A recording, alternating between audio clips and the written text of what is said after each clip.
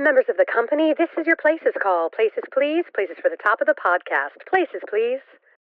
Get ready for a behind-the-scenes look at the glitz and not-so-glam of Broadway, education, and everyday life with Uncommon Sense. Join hosts Christopher Smith and Sharna Lopez as they bring you the best stories and shenanigans that seemingly prove how elusive common sense can really be. So take a little time for yourself to hang out with the dynamic duo Charnopher. And no leaving early, because you might just miss that 11 o'clock number. Stand by music. Music, go.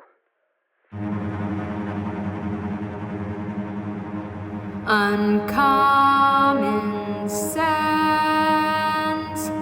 the 11 o'clock number.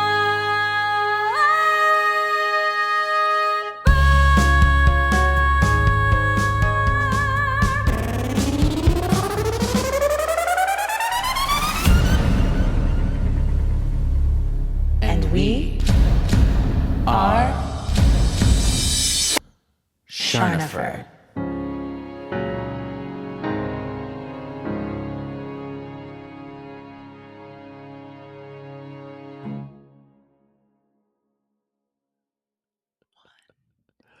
And welcome.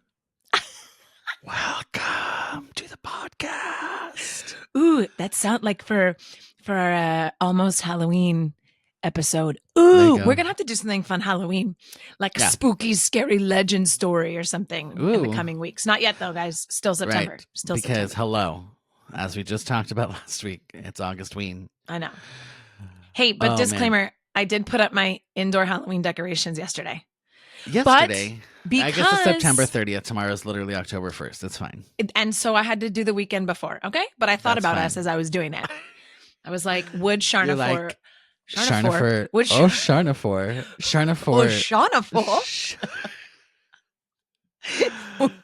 Charnopher is not approve? for this. Yeah.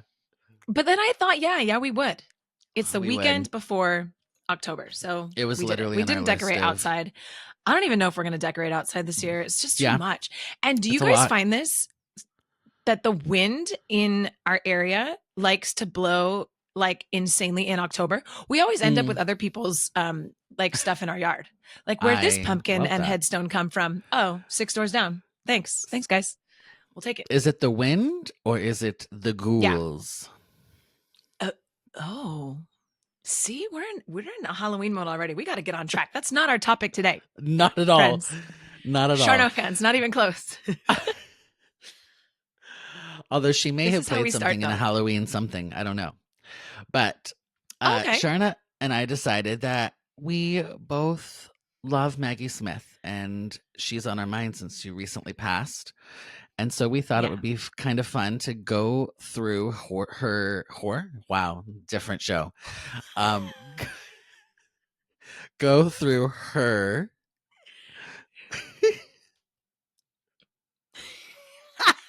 Oh no. We're going to have to go. Christopher, I know him so well. I know him so well that when he gets a certain like sound in his cackle, that we're not coming back for a little while. We just have to. Yeah. I know you now to where like this is another echelon of giggle. We I'm sure we it's got good. this. All right, so Maggie Smith has done a lot of things, and we thought it would be fun to go through all the things that she has done, there's 3 things, all in theater, film, and television. And P.S., did you know that she was also the voice in a video game? And when we get to that point, you can guess which video game. I did not know that. You know Yeah, what I'll neither say did was I. really interesting, Christopher? I think this is how like the world works. So at our house, we've been doing like the Marvel movies. So we have one TV in our house, one TV. We've had this discussion before too, I think. And I love it because it sort of creates this like idea of we're all going to watch everything as a family, right? Like now the kids still have their iPads, they'll go watch things or whatever, but like we're movie night, we're watching a movie or we're watching TV, everyone's watching the same thing. So we've been doing a lot of the Marvel movies. Our kids are finally, especially Sebastian, like really into it. And even Ruby, like they've been liking it. And we've sort of exhausted all those movies. Believe it or not, there's like, I don't know, 4,200 of them. 900. And we've seen them all.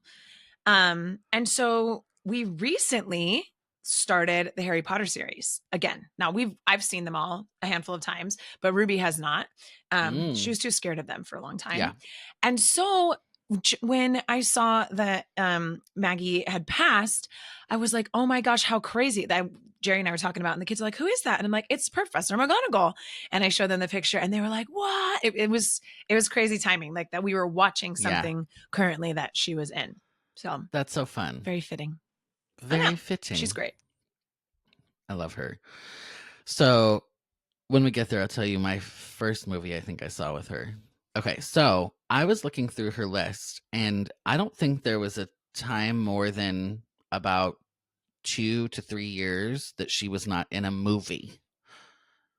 Like, it was crazy. So starting in 1956 with Child in the House, she was a party guest. That was her big debut. Party guest. That was her debut. Yeah, 1956. And I'm just gonna blow through these. How and you old? can stop me at I'm any sorry. point. How old was she? You're gonna make me math. I can't. She was born. I can math for you if you want. Today's not the math day. Let's also, math together. When was she born? Like, where's her dates on this? Come on. 30 something, I thought. Oh gosh, I'll just Google it. December 28th. Oh, fun. December 1934. Yeah, 34. 34. So she was in her early mid 20s for that. Math. We mathed. We did. Nowhere to Go. Go to Blazes. The VIPs.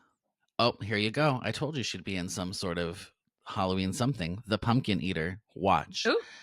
It has nothing to do with Halloween. That would be funny. I mean, hopefully it does. The Pumpkin Eater? Yeah. Now I'm going to go eat it. Maybe it's like Liar Liar Pumpkin Eater. Pants on Fire? I don't know. What's the thing? Cheater, Pumpkin Eater. There we go. Liar, Liar, Pumpkin Eater? That's the title of this episode. Liar, Liar, Pumpkin Eater? Could you not, in the moment you were saying that, realize that was... You said the whole thing. You said the whole thing. It was Liar, Liar, Pumpkin Eater. Not until I heard it back in my head is when I was like, oh, that's not it. Oh my gosh. Pants on Fire. Liar, Liar, Pants on Fire. Man. Cheater, Pumpkin Eater. Yeah. Just for clarification, everybody. Because... Okay, sorry. This is off to a rough start. People are already like, we don't want to listen to this one. We're funny people. Stay on here. Stay on. This is the funny part. This is why you're here. Let's not pretend. This is true. So I'm not going to list all of these. Let's see. What's the first one? No, I because know. it's so many. So many.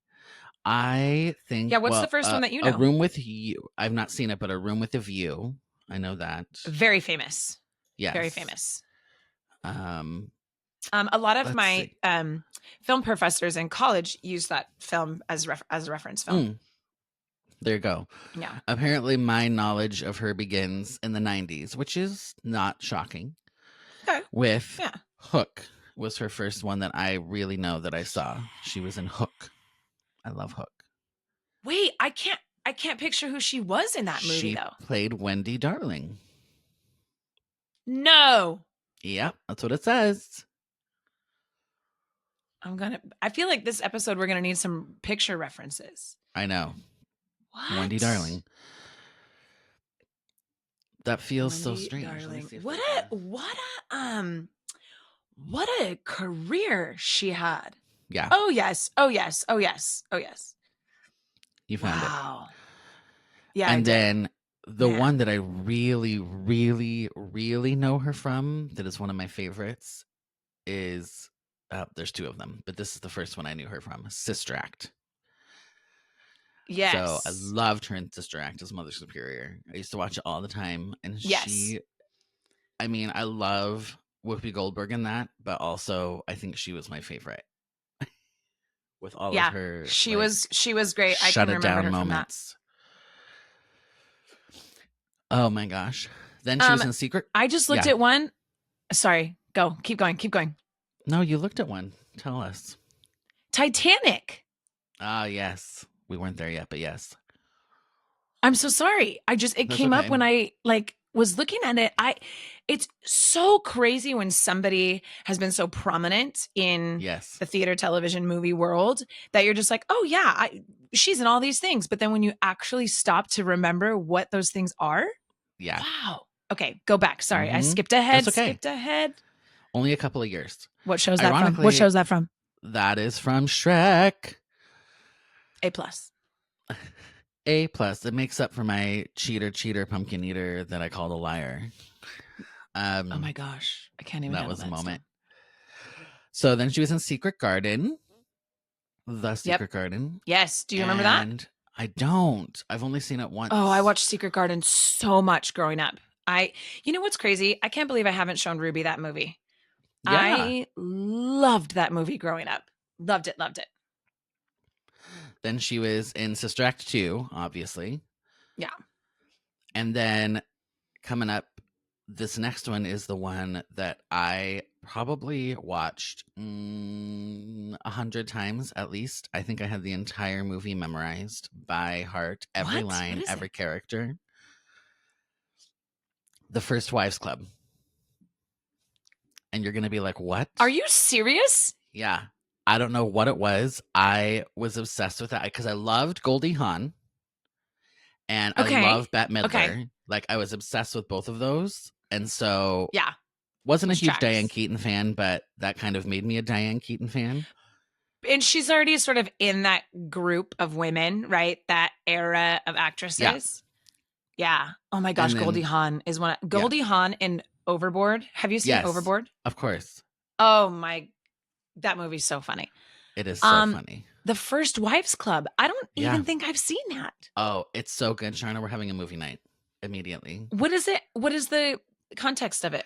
The context is basically that it's a bunch of these people that are friends, these women that are friends that have their husbands have all left them. And most of them have like gotten together with younger women. So they band together to, I think there's a tagline. It's really been a long time since I've seen it, but there's a tagline that's something like, don't get mad, get everything. Yeah. Oh, I'm sure, like, because those women are my mom's age. Mhm.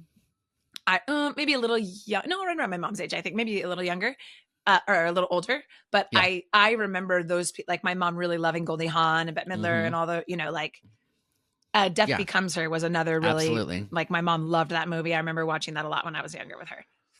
Yeah. So anyway, First Wives Club. That was a big one for me. Okay.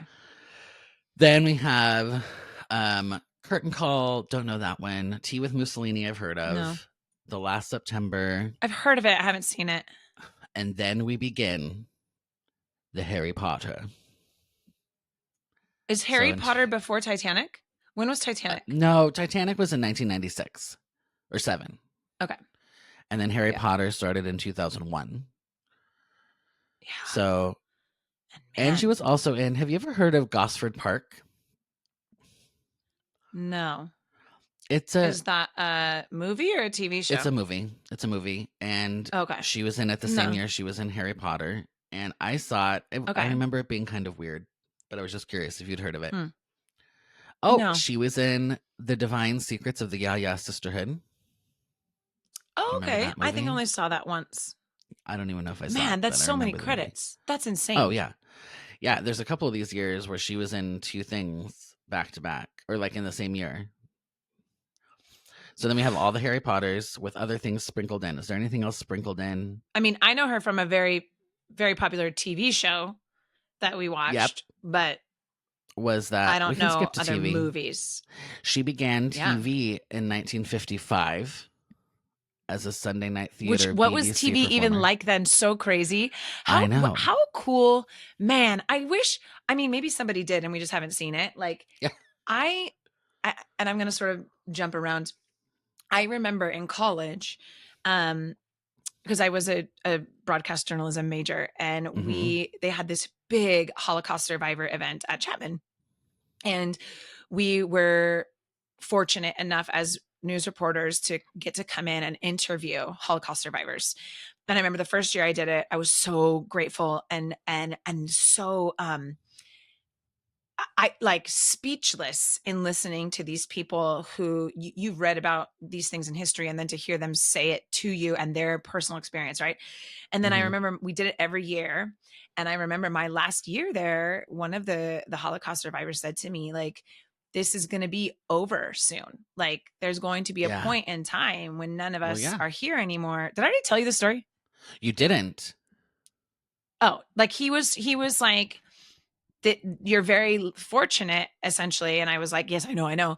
To be hearing this. And I think Jerry feels that way a lot about his uncle who passed away, who was in the war, and trying to hear those stories from someone who was there and someone who, Mhm.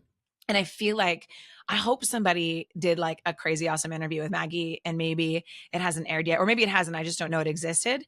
But like hearing somebody talk through being in this industry in the 50s, I mean, and all the way until like literally what a career. Yeah. Like, that's not like I was a famous movie star in the 50s and 60s and then I fell Right. off the face of the earth and had millions of Right. dollars. No, like literally, legitimately working into her 80s. Yeah. Like, so cool. So cool. It's so cool. Was that were the Harry Potter movies her last movies that she did? No, the last Harry Potter movie that she was in 2011, and she did a lot of stuff since then. She did Okay. two things in 2012, something in 2014, like Sherlock Gnomes, cute. Nothing Like a Dame, Cute. the Downton Abbey movie, which gets us to the TV show. That A Boy yes. Called Christmas, Downton Abbey, A New Era, and then Okay. just last year, The Miracle Club. Just last year. Can't even. Love 2023 it. released. Love it. Yeah. I hope that's me. I hope that's me in my 80s, still like doing things, Yeah. Yeah. doing things. Love that. Oh my gosh. So cool. So yes, Downton Abbey. Were you a big Downton Abbey? Downton Abbey fan? Huge. So I've got to say, when it first became popular and everyone was like, you got to watch it. Hmm. I remember watching the first episode and Jerry and I were like, we'll give it one more episode. Like we weren't, I was the same way with Outlander. Everyone was like so into Outlander. And we watched the first episode and we were like, what? And then after the second episode of Downton, we were like, oh, love this. I think for me, I mean, I love TV shows and more so like movies, yes. But TV shows, like I love Peaky Blinders. I love Downton. I love something that takes you back in time to an era that we never lived in. Right. I love, and if they do it well, like Mad Men was a big one for me. Mad Men Yes, correct. was a big one for me too, because the specificity to the era, like I don't know the 20s, right? And I don't really know anyone who lived in the 20s.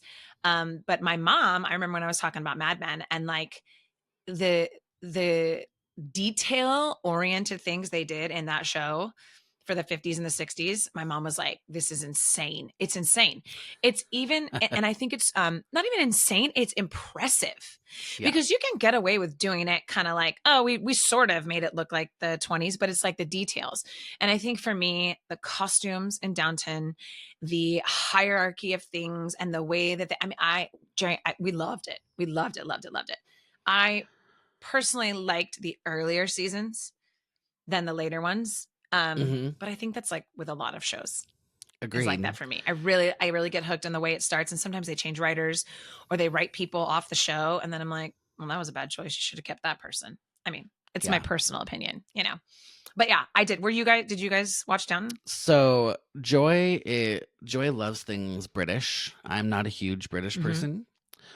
And so we got started and she liked it more than I did, but I did actually really enjoy it. I have to admit, I'm not sure we finished it because it just got a little long in the tooth, as they say, for me and for us. We're like, okay. That and was honestly, the end. I was like, I don't know if we finished it either. The last season, I was like, yeah. So I had the exact same experience with Outlander, which is funny that you bring that up because my parents, especially my mom, was like, you'll love it. You got to watch it. Blah, blah, blah. I'm like, what even is this? I can't.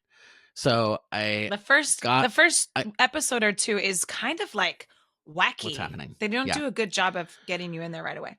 Yeah. So I gave it a minute and I gave it a try and I actually really did like it. But that's another one of those by, I don't know however many seasons there were, but after like 3 or 4 seasons, I'm like, what are we doing? Because it was just like, and I didn't read the books. recycle. Okay. And that is where I wish I had a little more insight into TV writing, because I feel like they hit a point where you're absolutely right. Jerry, I'll clearly remember at one point we were watching it and Jerry looked at me. He's like, I feel like we've seen this episode 19 times. Like we're circling back to the same things over and over again. And I don't know if it's like writers trying to hold on to a series because it's so popular and they just can't think of anything new, or they don't or they get new writers. But I do agree, because the first few seasons of Outlander, once you got into it, were so good. So good. And I felt Downton was the same way. Did you guys watch Peaky Blinders, the Peaky Blinders series? No, but I think Joy has seen it. Okay. That one, I will say, did get like that one, all the seasons, I felt like they all were equal. It didn't sort of like go downhill. Mm-hmm. That's a good series. I like that. But yeah, so I mean, Downton Abbey, I don't know. We got a little off. I just remember the costumes on that so one. much in that. Yeah. Love it. I liked all the characters too. It was fun. And I just loved her, obviously. I actually watched it because of her, not gonna lie. I was like, I'll watch it. She's in it. Mm-hmm. She was my inspiration really liked for watching it. The woman who played the other mom, the other older woman. I liked her. And I see her often now in certain shows. I thought the casting, I love when I watch something and I'm like, oh, this is perfectly cast, right? Yeah. Like they have cast this so well. I feel like in Outlander, there are a couple people they cast that I was like, you're telling me you couldn't find someone better for this role? Whereas in Downton, I felt like it was really well cast. Yeah. Really good. Don't you think that sometimes where you're like, who did you know? Like, whose niece are you? Because I could name 3 people off the top of my head who I feel like would be better than you. Right. And that's so judgy. It's so judgy. But also, if you're getting paid that much money and this is your job, pick the right person. Right. Pick and the it's right like person. with that, I don't know. It could be somebody you knew, but then you're looking at it like, well, maybe they just needed a chance. Maybe this is their breakout role. This is where they learn. Yeah. And that could honestly be. And I think we've talked about this on here a lot with certain things. We are so judgmental just as human beings. Mm-hmm. And like, you go to see movies or you're watching a show and it's just like tearing people apart because you have no connection to them. They're not your friends. You don't know them. It's for entertainment. Yeah. Right. So there's a very disconnected emotional, like I would never, ever talk like that about somebody when you're like sitting there right in front of them. Right. It's this is for my entertainment. So I'm, it's crazy. Especially when I go see theater. Oh, horrible. But see that one, like as we have talked about, like there is a reason we're so judgmental. We've been doing it a very long time. We have a lot of knowledge and history. Can we take a small sidebar in our Maggie Smith episode? Because this is a big news.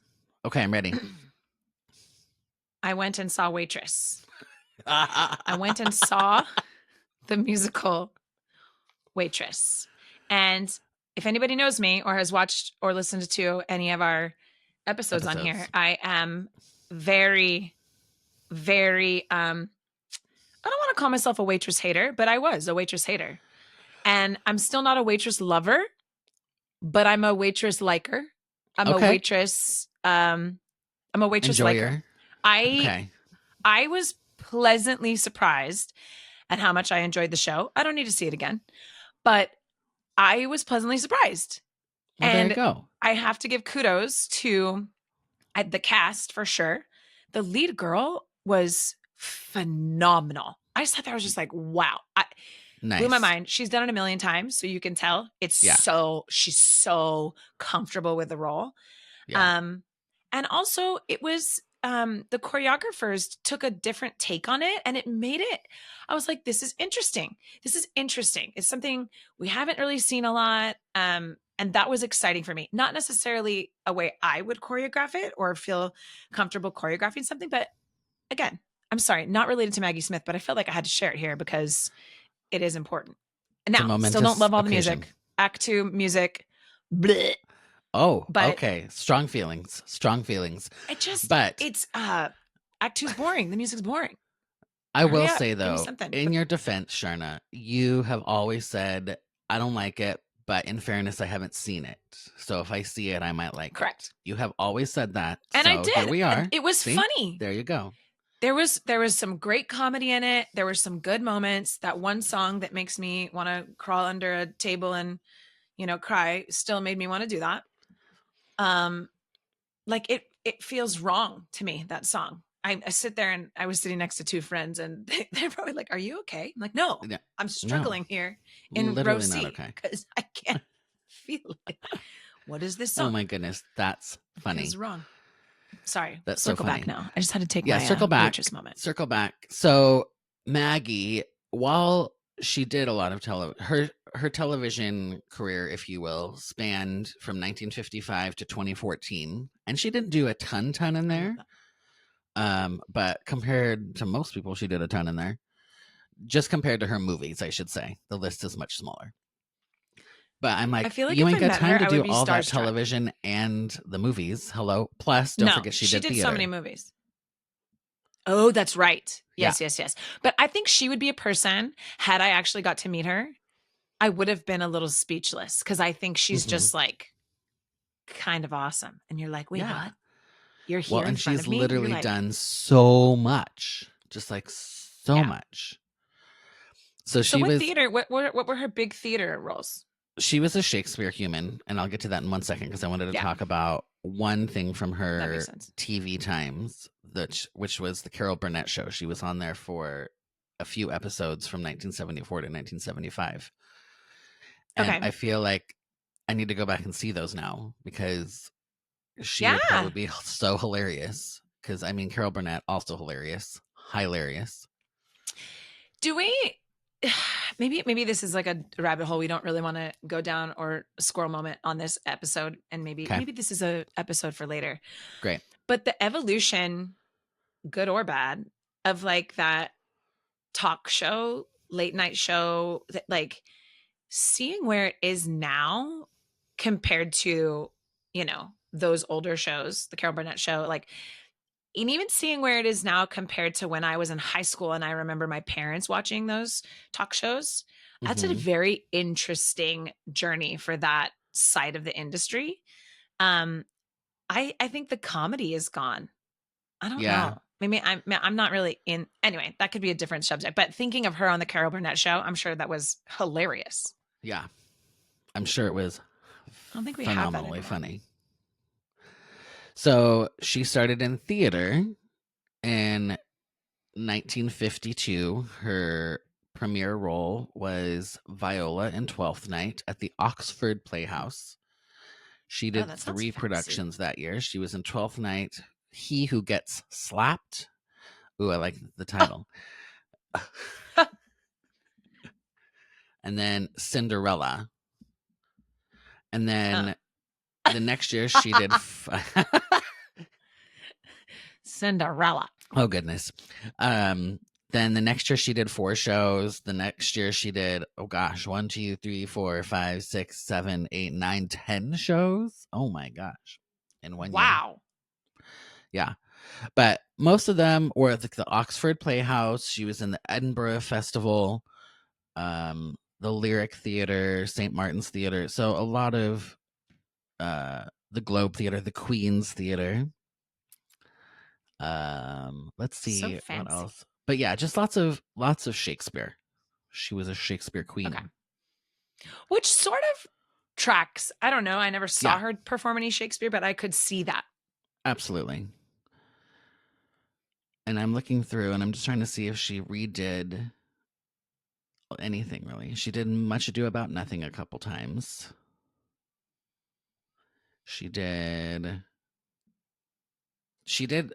Richard II, but she was also in the movie Richard III. I remember running across that, which was, I read about Okay. that. I was like, what is this? because I went and clicked on it, and it was a new take. It was Richard III, but it was set in, I think they said, the early 1900s, and instead of being Richard, basically he was a fascist in some other country, and it was like this whole new spin on it. Kind of cool. Yeah. I But- don't know. Like, I'm the first to say I'm not very familiar with Shakespeare's, all of those. There's Yeah. so many that I think you have to really know those texts to know what's what. Absolutely. I'm just a recent Shakespeare lover. Like, I've known, Okay. I studied Shakespeare. I know the basic stuff. I never enjoyed watching it on stage. Okay. And I don't remember what year it was at OSHA, but the fabulous Jeff Paul directed a version of Twelfth Night, and he set it in like the French Riviera in the 60s, and I was like sold. Like, it was so, I could That's so understand what was fun. going on. I Yeah. was entertained, and that was like a big turning point for me. Right. But I do not, Shakespeare is not my expertise in the least. First Same. to say that. Did I tell you that I did an original quote musical / production of Twelfth Night at UCI, like back No. in the day? I did their No. the New Swan Shakespeare Festival, which is still around. Basically, is a summer. I don't know if it's technically summer stock, but it's a summer series. Okay. And they had commissioned somebody to write all this original music for the show, and it was set in basically like the 1920s and 30s, and the music was Ooh. very like vaudeville, and so it was Fun. me, yeah, and it's a theater in the round, and it was me kind of up stage, if you can be upstage theater, I guess it was like 3/4 or 5/6 in the round. There was nobody behind me, I don't think. I like 5/6. There might have been somebody on top of me. I don't know. But Got it. It was fun because I was out there with my little piano. It was blazingly hot because it was the summer, but Ooh. it's fun. And Ooh. it was all summer. It was like 7 weeks or 8 weeks I did the show. Oh my And, gosh. yeah. So anyway, it was just so fun because I was up there with my little piano, and I had like a fake cigarette that I would smoke during the show, and I had my hat out there for like tips Yeah. and some fun stuff. So that was super fun. Hey, that made me think of, for those of you who don't know, and we've talked about it a little bit, we're currently doing a production of All Shook Up, that Christopher's musically directing. I'm directing, choreographing, and he's going to play in our band. And Christopher, we just staged a moment the other day where like a cast member gets to interact with you.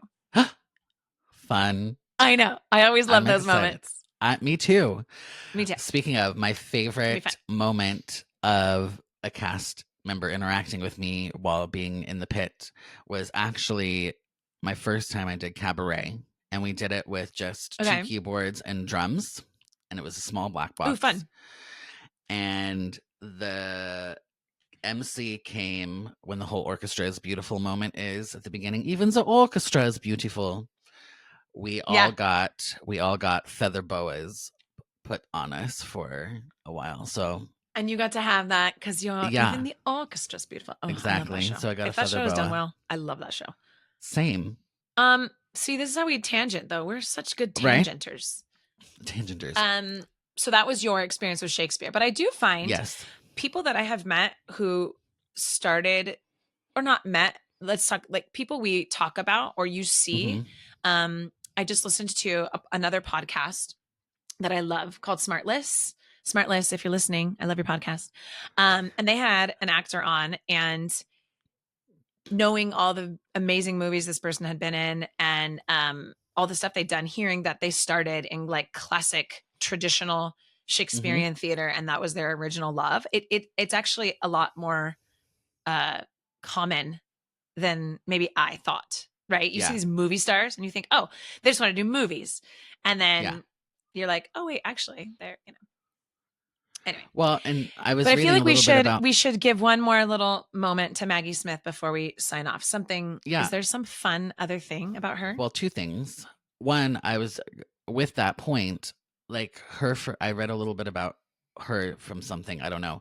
And theater was her first love. even over Mhm. TV and film. Like, she just loved being on stage and being in the theater. Yeah. But remember back at the beginning of the episode when I said that she voiced a video game? Oh yeah. Can you guess What video game? video game it might be? Oh my gosh. No, I'm not a video game person. Is it Super okay. Mario Brothers? No, but that would be so fun, right? You'll Like, if you'll she be was like, like, of "Princess course. Of course. No, she was in the Harry Potter Hogwarts mystery video game. Got it. Well, then As she's McGonagall. Professor McGonagall, right? Exactly. That's so cool. That's so cool that you're like the movies you did turned into a video game and you get to voice that. Like, Mhm. that's cool. It Well, would have and been it's really actually- cool had it worked with the musical, like enough for her to play that role in the musical. Can you imagine Yes. playing the role in the movie, in the Oh. musical, and voicing the character in the video game? It'd be so So cool. cool. But I have to say Yeah. that how cool is it for people that are Maggie Smith fans like myself if I was just playing a video game and it's like, Maggie Smith's voice is Yeah. like part of my video game world in my living Right? room. Would you also though play? I would not like the Harry Potter video game if it didn't have like, what an idiot, like Hermione's voice. Like I would, if someone else did it, I'd be like, no. Yeah. No. Right? Immediately no. They're so Yes. iconic. Their voices, all of those characters. Again, coming full circle, rewatching it, even from the beginning, you're just like, oh my goodness, like Snape's voice, like it's so iconic. Yeah. It's so true. Love it. He's another one though. Yeah. But I will say Yeah.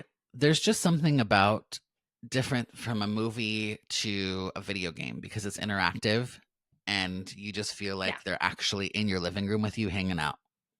Because a movie, you're like, I'm watching a movie where Hey, they're in Maggie. their own world. What's up? Exactly. Cool. Anywho, Well, love you, Maggie may she Smith. rest in peace. What a wonderful life she had.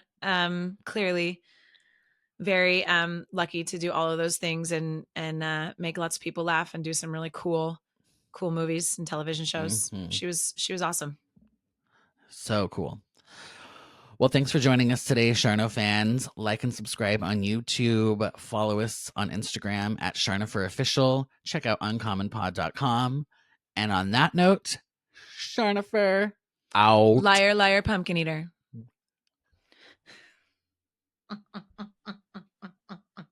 I'm seriously titling Except the I'm not lying. episode. It is I time to can't. go. We can't title the episode "Liar, Liar, Pumpkin Eater" when we're trying to have a great moment for Maggie Smith. But come We'll put it as on, Tagline in the cheater, description. pants on fire.